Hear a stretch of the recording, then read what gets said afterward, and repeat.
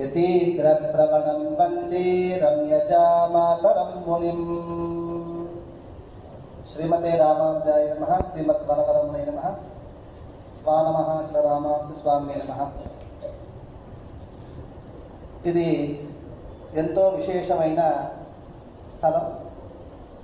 మనం శ్రీరంగం వెళ్తే చుట్టూ కావేరి, మధ్యలో సప్త ప్రాకారాలు, ఆ సప్త ప్రాకారాలలో మధ్యలో రంగనాథ స్వామి వారు ఆనందంగా కొలువై ఉంటారు. దాన్ని భూలోక వైకుంఠం అంటారు. అలాగే మన భాగ్యనగరంలో విశేషంగా దీన్ని జియర్గూడెం అనేవాడు.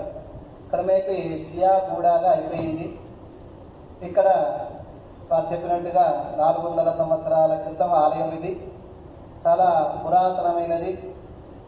విశేషం ఏమిటంటే వానమామలయ స్వామి వారు ఇక్కడికి వచ్చి ఈ రంగనాథ స్వామిని భక్తులందరూ కోరికలను తీర్చడానికి ఈ జియర్గూడెంలో ప్రతిష్టాపన చేశారు.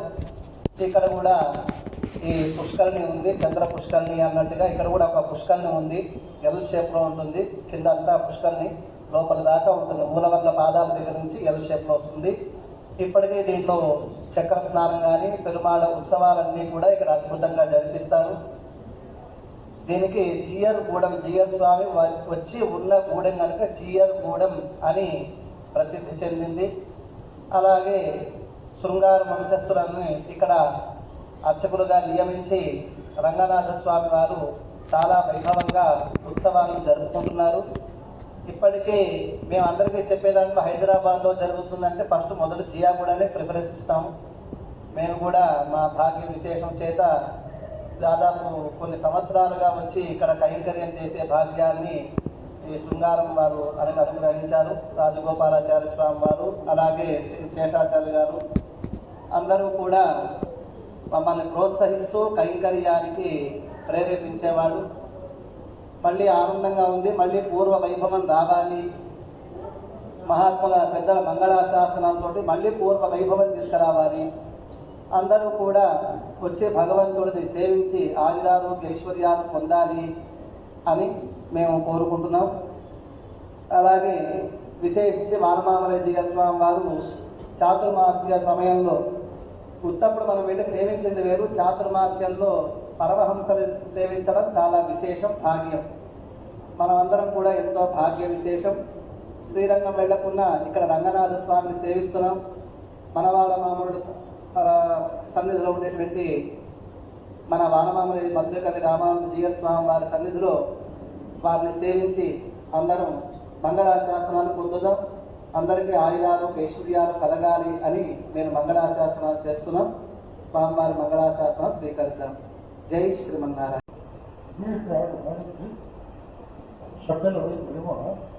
ஆராய்ச்சி வந்து குடும்பமாக வாக்கு கொடுத்தாங்க. வந்து சந்தோஷம் அனைத்து பெற்ற காவிரி திடல் வந்து காவிரி திடல் அற்புதமாக நீராட்டு சொல்லி அனுஷ்டானம் போது திருப்பி லங்கேஜ் போகிறது என்றால் வரும் ஏழப்பண்ணவே சதா తథాయత్తాత్మసత్తాధిం రామానుజమునిం భజే. స్వామివారు తమిళ్లో మంగళాశాసనం చేశారు. దాన్ని తెలుగులో మీకు అనువాదం చేస్తాం. మన లక్ష్మీనాథ సమారంభ అంటే మనకు శ్రీమన్నారాయణుడు ఏ విధంగా పరంపరలో వస్తున్నారో దాంట్లో మన సాంప్రదాయంలో చివరి వారు మనవాళ్ళ మాముని. ఆ మనవాళ్ళ మాముని యొక్క అష్టదిగ్గజాల్లో వానమామలి అనేటువంటి ఒక పీఠం. ఈ వానమామలికి శిష్యుడు గొప్ప, ఆచార్యుడు గొప్ప. అంటే మనవాళ్ళ మామూలు ఏ మంగళాశాసనం చేశారంటే నాకున్నటువంటి శిష్యుడే గొప్ప. అందుకే మొదటి జియర్ స్వామి కొన్నడికాల్ అంటే మొదటి జియర్ స్వామిని కొన్నడికాల్ అని పిలుస్తారు. ఎందుకంటే కాలు అంటే కాలు. ఎప్పుడైతే మనవాళ్ళ మామని సన్యాసం తీసుకోగానే ఈ కొన్నడికాల స్వామి పట్టణించారో వారికి అంతా కలిసి వచ్చిందంటే శిష్యుడి ద్వారా ఆచార్యుడికి వైభవం జరిగింది కనుక వారికి మీ కాలు మంచిది కనుక మీ పేరు కొన్నడికాలు అనేటువంటి మంగళాశాసనం చేస్తున్నానని చెప్పి అలాంటి పరంపరలో స్వామివారి రోజు మనకు మంగళాశాసనం చేస్తున్నారు. దీని పేరు భాగ్యనగరం అని వచ్చిందట. ఎందుకు భాగ్యనగరం అని వచ్చిందంటే రంగనాథుడు శ్రీదేవి భూదేవి సమేత బ్రహ్మస్థానంలో ఉండి మనల్ని అందరినీ కూడా అనుగ్రహిస్తున్నారు కనుక దీనికి భాగ్యనగరము అని పేరు వచ్చిందట.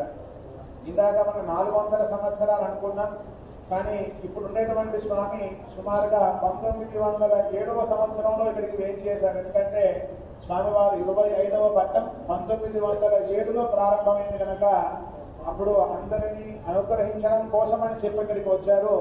మనం వానమామడిలో ఆలయంలో చూస్తే అన్ని తెలుగు పేర్లే ఉంటాయి, ఎక్కడ కూడా తమిళ లిటరేచర్ ఉండదు. అన్ని బంగారు పాత్రలు ఇచ్చినా, వెండి పాత్రలు ఇచ్చినా, దండవ పల్లెలు ఇచ్చినా కూడా దాని మీద అందరూ కూడా వర్మలు, రాజులు, గుప్తాలు అని చెప్పి అలా తెలుగు పేర్లే ఉంటాయి. అంటే వానమామలికి మన తెలుగు చాలా అభినవభావ సంబంధం ఉంది.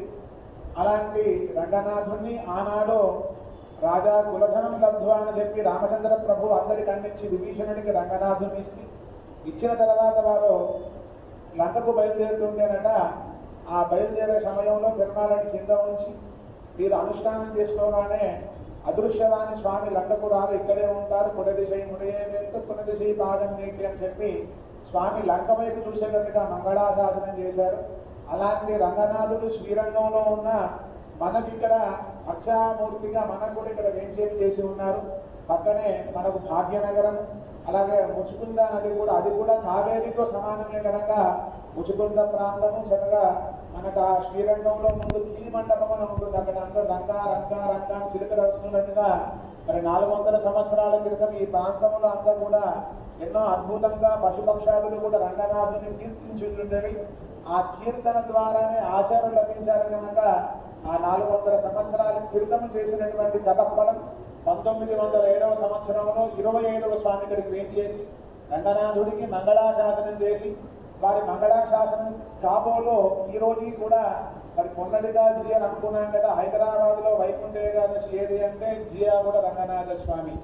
అది అర్చకుడి యొక్క అనుష్ఠానమా, జియర్ స్వామి వారి అనుష్ఠానమా అంటే అది ఆనాడు ఇక్కడికి వేయించేసినటువంటి 25వ స్వామి కాలు పడడం, అక్కడి నుంచి పరంపరగా శృంగారం వాళ్ళ ఆలయ కైంకర్యాలు చేస్తూ ఈ రోజున ఆలయం చిన్నదైనా సరే, ఏదో మూర్తి చిన్నదానం కీర్తి పెరిగారు రంగనాథుడు చిన్నగా ఉన్నా సరే స్వామిని సేవించడం గురించి లక్షలాది మందులు వచ్చి వైకుంఠ ఏకాదశి రోజున పెరుమాళ్ళు సేవించడం, ఇలాంటి పెరుమాళ్ళు శ్రీరంగంలో ఉన్నట్టుగా ఇక్కడ కూడా ఉన్నారు కనుక అలాంటి పెరుమాళ్ళకు మంగళం కలగాలి, సేవించేటువంటి భక్తులందరికీ కూడా మంగళం కలగాలి. అలాగే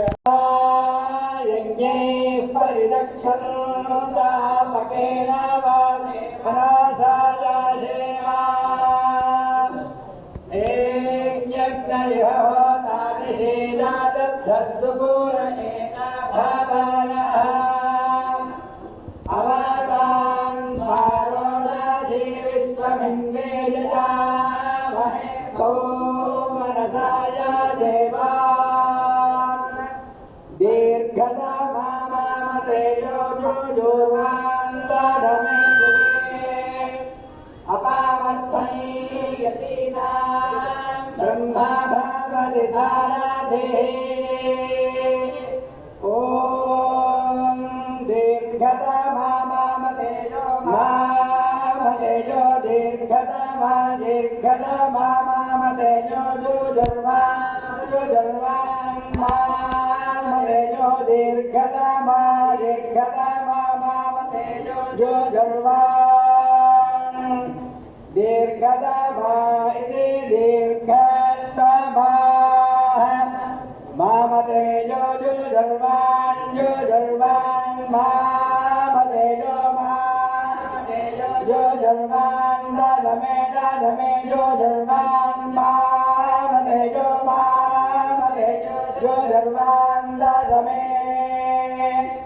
जुजर्वान् ददमे ददमे जुजर्वान् जुजर्वान् ददमे जुगे जुगे ददमे जुजर्वान् जुजर्वान् ददमे जुगे दशमे जुगे विभ्राजनेतिलयो विसन्ति एतां विज्ञानविनिश्चितार्था संज्ञातयोगान्तिरेषुभरत्वा